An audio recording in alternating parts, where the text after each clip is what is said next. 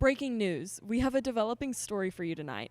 Reports are coming in that several horror movie killers have infiltrated Hendersonville High School, wreaking havoc and terrorizing students and faculty alike. Eyewitnesses describe the scene as absolute chaos. Let's go live to our correspondent, Teresa, who's been following the story. Teresa, what can you tell us?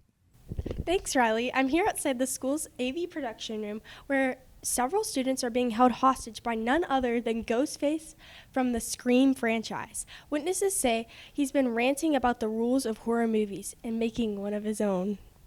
What's going on in here?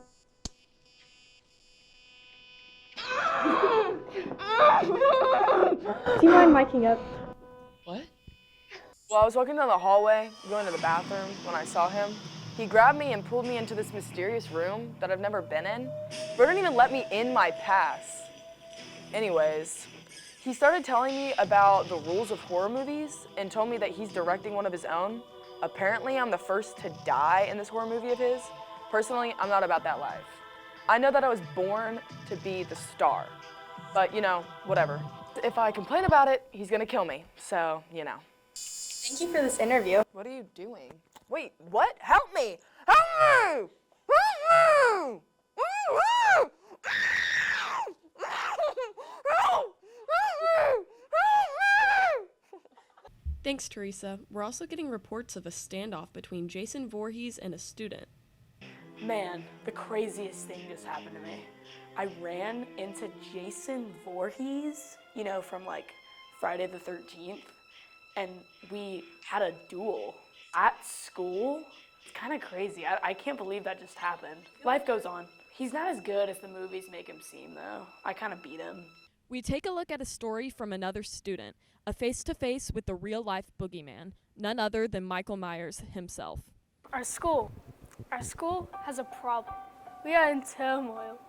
So I was walking along the hallways, minding my own business, and I feel something or someone staring at me from behind. I turn around. It's Michael Myers, and I'm taken aback. I'm like, oh my bloody days, am I tweaking? So I turn back around. He's still there. So I wave my hand in front of his face. He grabs it. Ice cold his hand was. And I have heard about these encounters before. Word goes around. I hear some stuff, didn't really think much of it. I didn't know whether to believe it or not. But with the Michael Myers thing, I never knew it happened to me.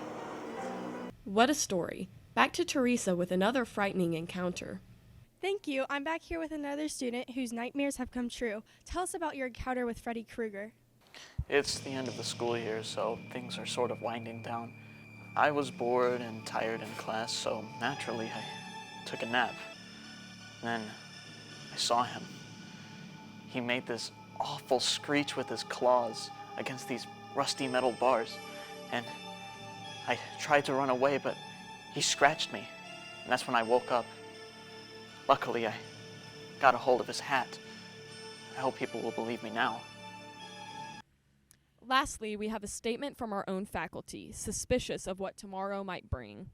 I'm not concerned with it at all, Riley. I think that this is just another one of those cases of some really creative students in our school that are able, whether it's through video editing or even audio editing, they're able to try to control the narrative that's happening and, try to make things a little bit more fun. But in terms of a real problem, it's not real. I mean, horror movies and monsters, they're not real things. So I'm not concerned at all.